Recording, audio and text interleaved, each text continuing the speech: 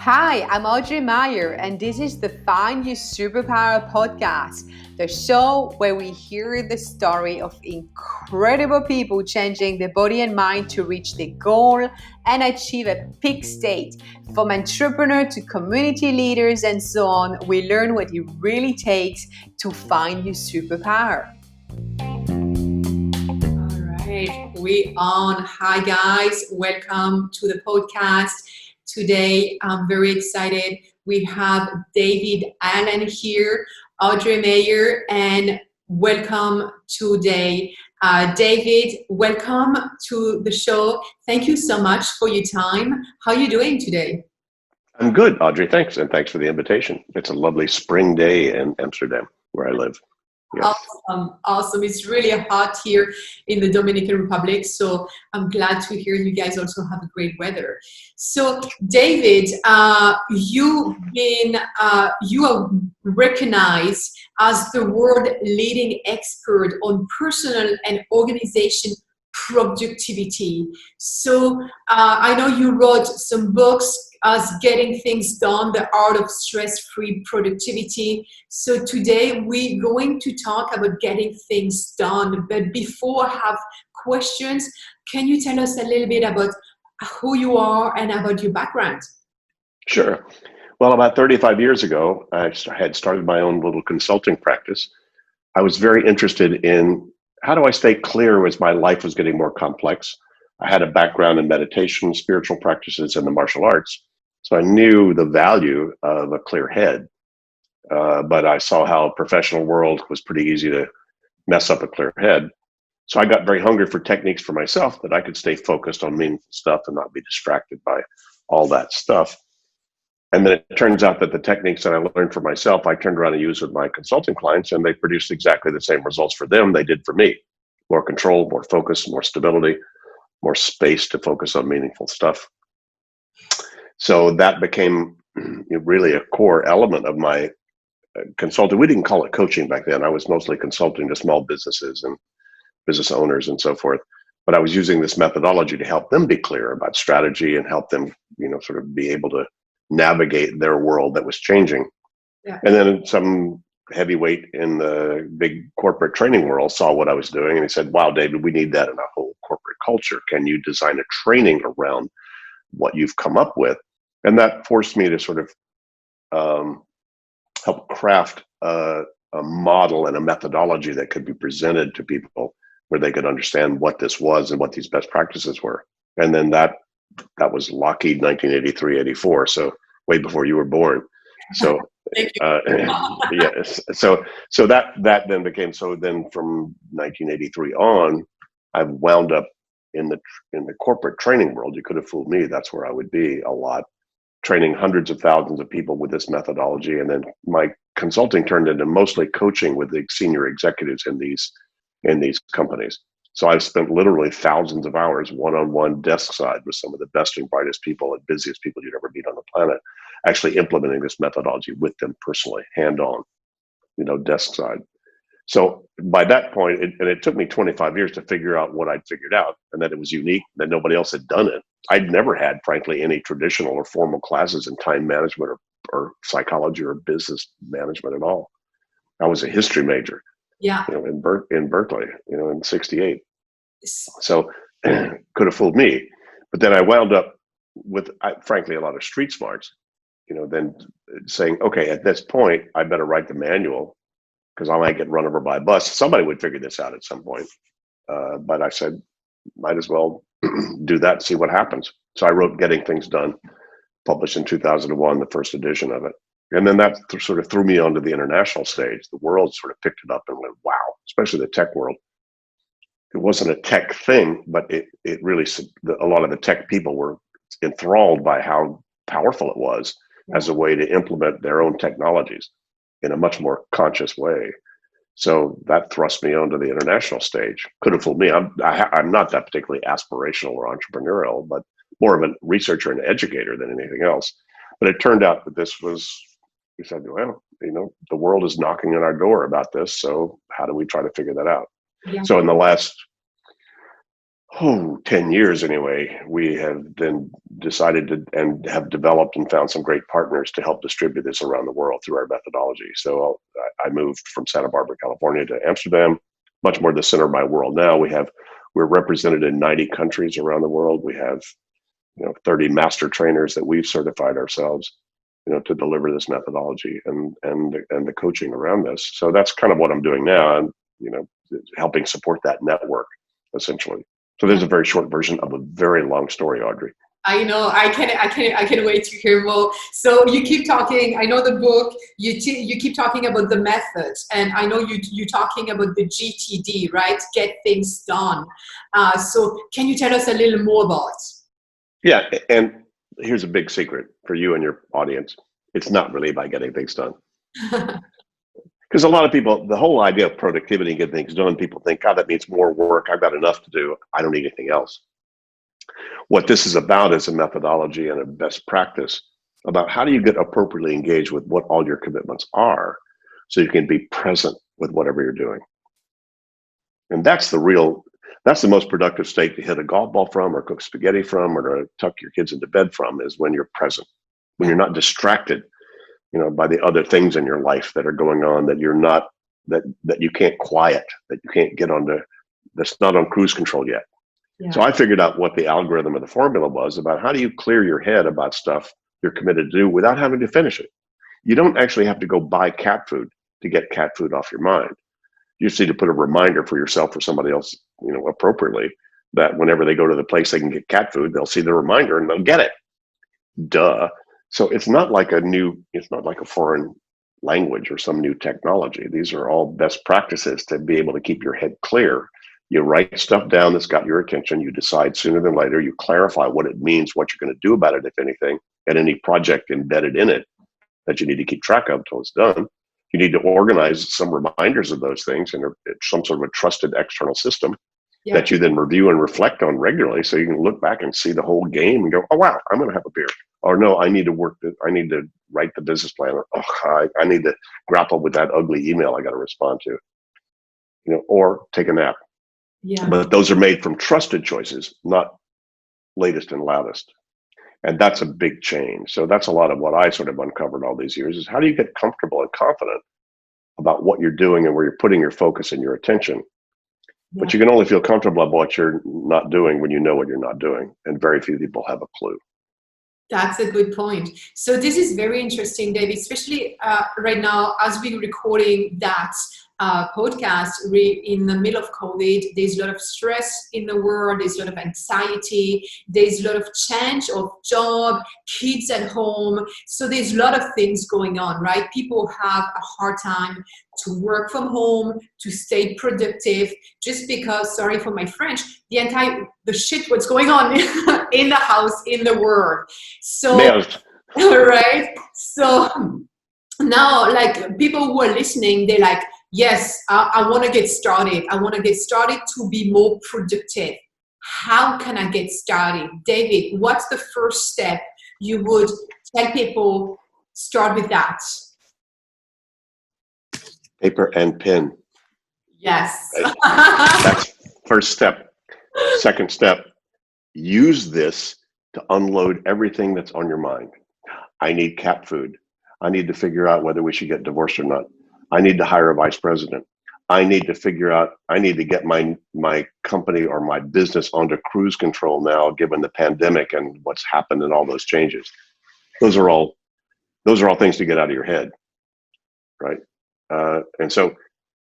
And it takes most people 1 to 6 hours just to do that, just to unload all that. Most people have no idea how many things are banging around in there. So that's the first step, is to externalize all that. Yeah. Now, a lot of people externalize a lot of those things. They've got to-do lists out there in a way, though they're not complete at all.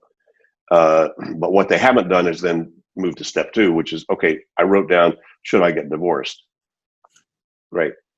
Is that something you're going to move on or not, to get clarity about that? Yeah, I guess so. Great. What's your next step? What would you need to do to move the needle on getting clarity about whether you and your life partner should get divorced or not? Oh God, I haven't figured that out yet. Yeah, that's right. So step 2 is a pretty tough one. That's clarifying these things that have your attention. What specifically are they? Are they something you've got a commitment to move on or not? Yes or no? And if so, what's the next step you would need to take to move on it? And if one step won't finish it, what's the final outcome or project you need to keep track of until it's done?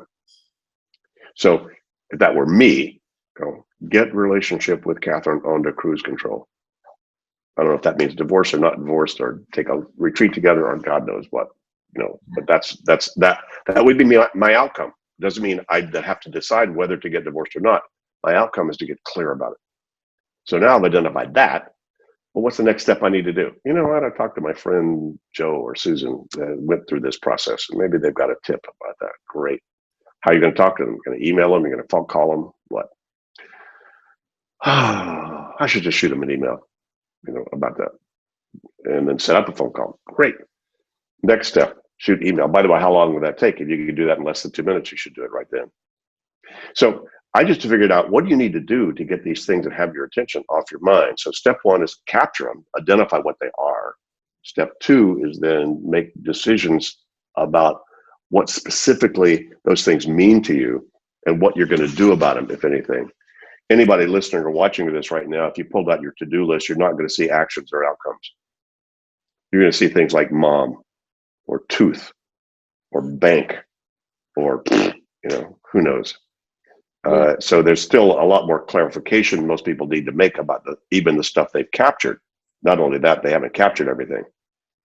But once you've done that, you're going to wind up with most people in at least mid to senior level professional world that I've worked with for all these years have 30 to 100 projects, and they've got 150 to 200 next actions that they need to take. Once they actually sit down and think through this, these are all the phone calls I need to make. These are all the websites I need to surf. These are all the things I need to talk to my life partner about.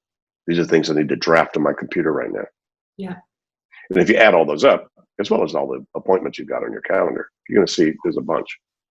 And so getting that clear, and then step three means you need to make sure you park reminders of those things in a place that your brain doesn't have to keep reminding you, your system does.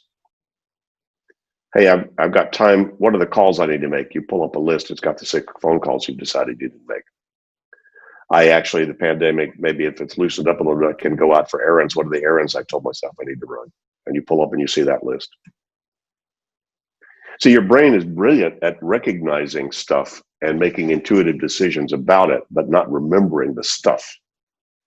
Audrey, if you pulled up your calendar right now over for the next week, if you pulled up your calendar and looked at it for the next week, some part of you is going to be pretty cool about, oh, that's where that is. That's where that is.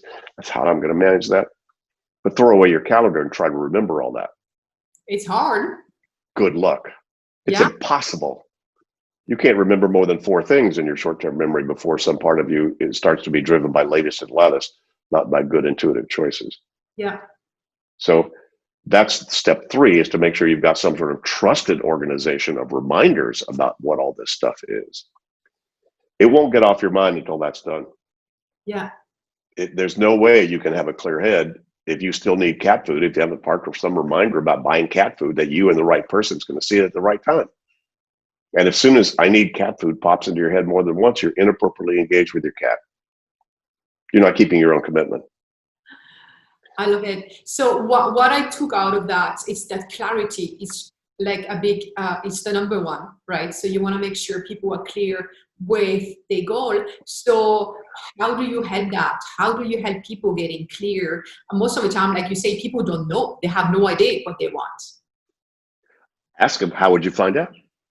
It only takes 6 phone calls. You'll find the Pope. Interesting. Just pick up the phone, punch 7 numbers at random, or however many numbers you need to punch in Puerto Rico, and say, okay, or Dominican Republic. How many numbers do you need to punch till you get somebody?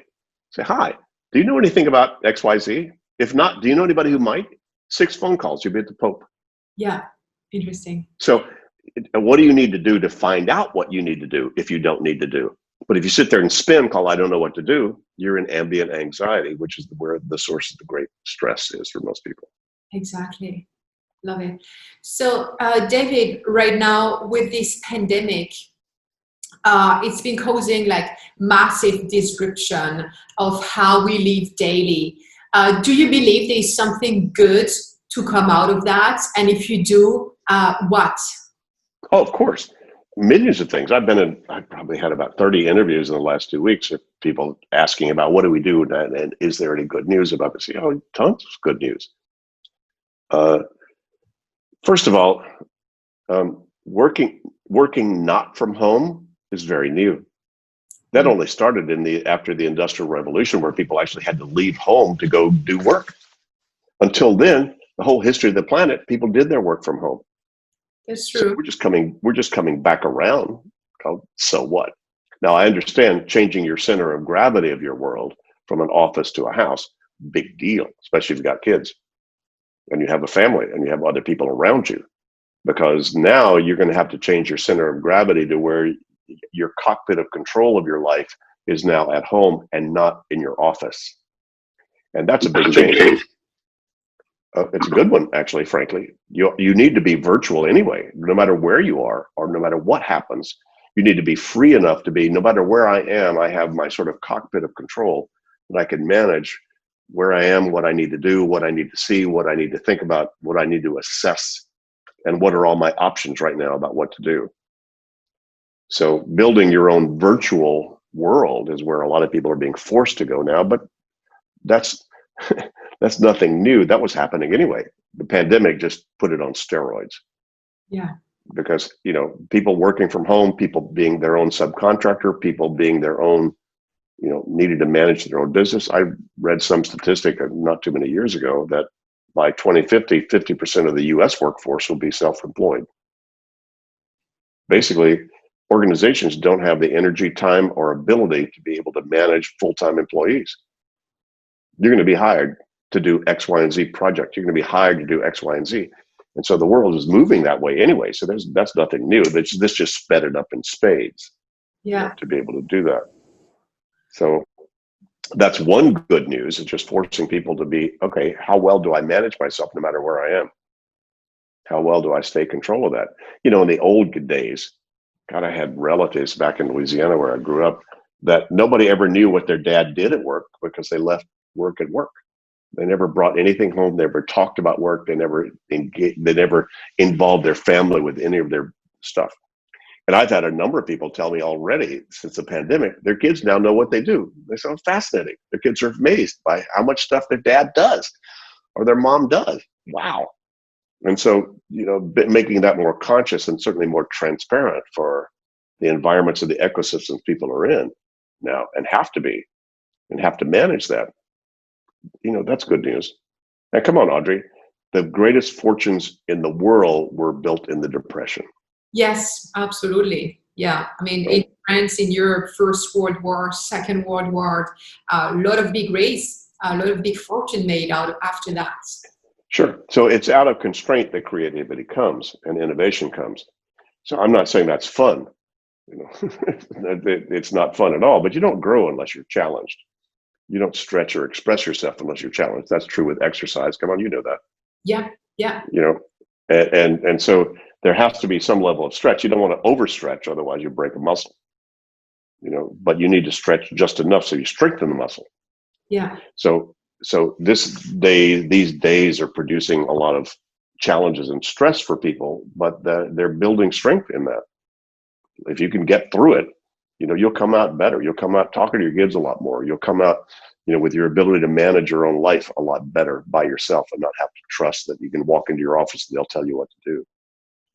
So do you believe that right now everyone get put out of the comfort zone and is rising, is evolving, right? Or has to? Yeah. I mean, don't shoot the messenger. I'm just saying, look, guys, change happens. Yeah. Shift happens. And, the ability to be able to navigate change is one of your competitive advantages.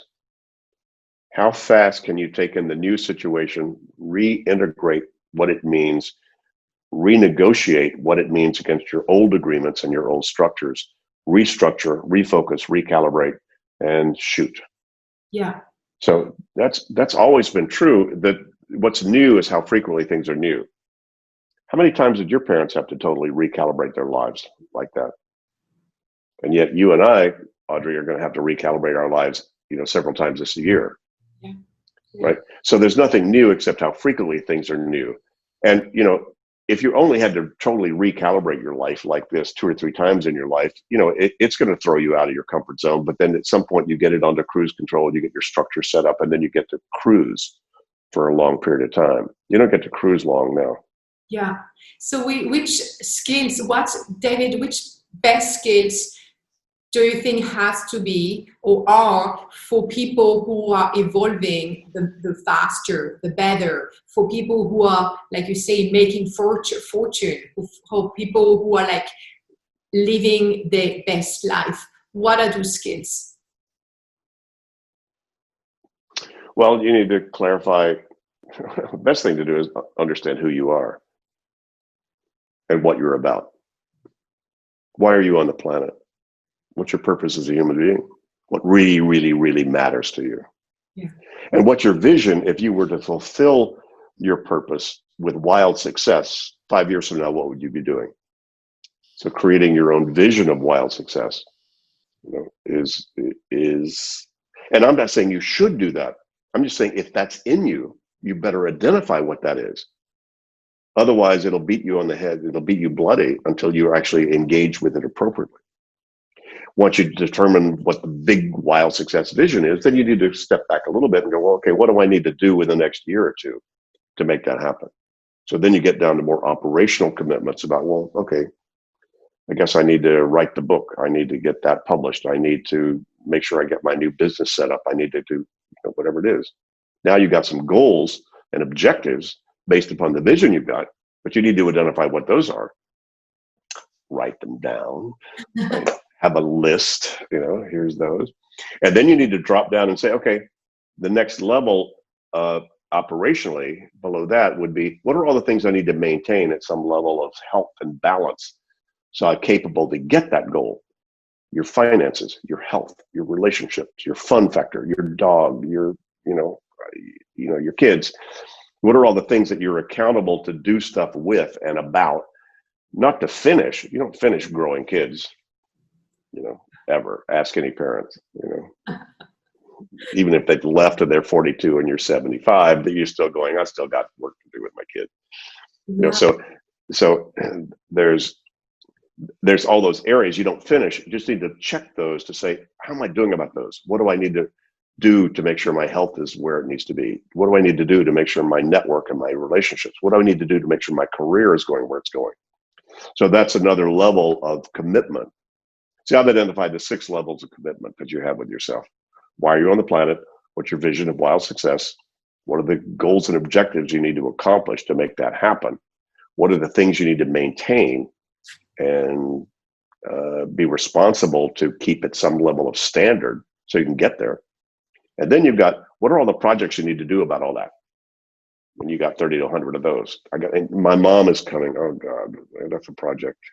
Right?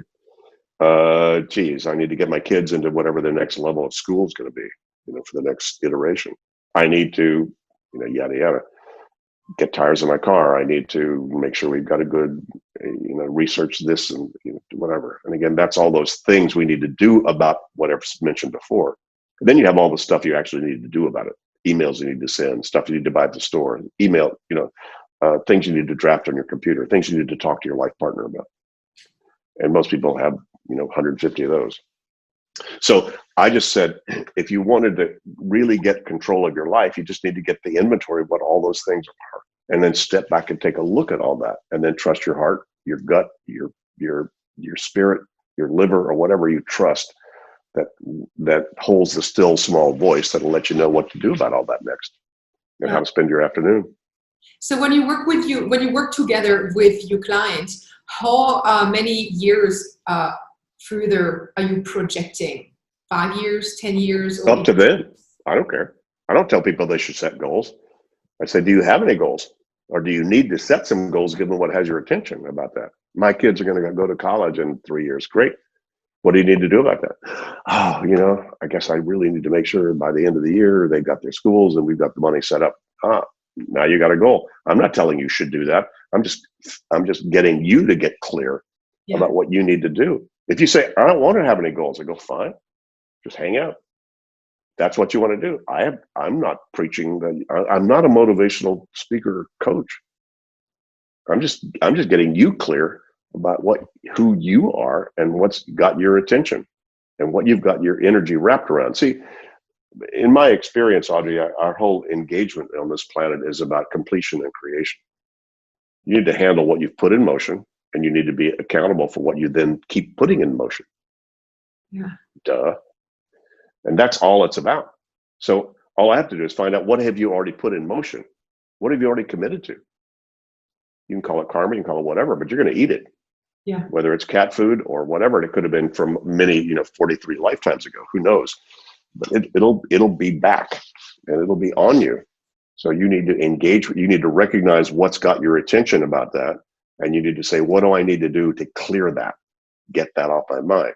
Then once you get clear, by the way, if you had nothing pulling on you, Audrey, right now, nothing on your mind, it's all on cruise control, zero. It's a calm lake, right? What would you then do? What would you do with that clear space? And what you might do with it would be quite different than somebody sitting next to you, what they would do with it. But I guarantee you this methodology creates the clear space. You can decide how important clear space is and then what you would do with it once you have it. That's up to you. Love it. I remember watching your video. I think you were sitting in Amsterdam, and there was the water calm, and you were using it as a metaphor for your brain.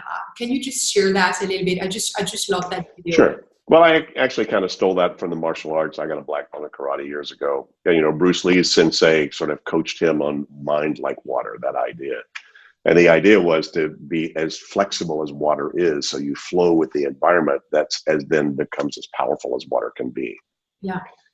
So you don't over or under react. So water is appropriately engaged with this environment. So that's the metaphor. Love it. Yeah, it's great, especially for me, a water person. I just love it, how it resonates. Yeah, great. David, thank you so much for your time. It's just been amazing. Anything else you want to share with us? Stop using your head as your office. Your head's for having ideas and not for holding them. So if nothing else, folks, get the stuff out of your head. It's a terrible office, and you'll be driven by latest and loudest.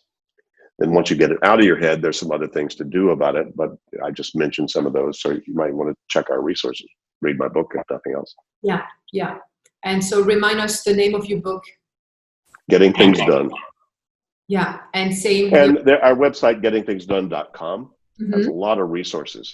So in terms of, there's trainings, public trainings going on. We've certified trainers in 90 countries and around the world, and are delivering sort of the methodology in more detail and depth for people to actually implement this. It's not hard, but it's not something you're born doing. You actually need to learn it, like learning to play the flute or learning to cook spaghetti or learning to raise your kids. You're not born knowing those things. This neither, but it's easy. Great. Awesome. David, thank you so much. I definitely keep following you. I love the stuff you're doing. Thank you so much for your time. Guys, thank you so much for following us. And I will see you next time on another podcast. David, thank you. You have a wonderful day. And guys, thanks, Audrey. Here. You too. Thank you guys for joining. I will see you in the next podcast on audreymariacoaching.com.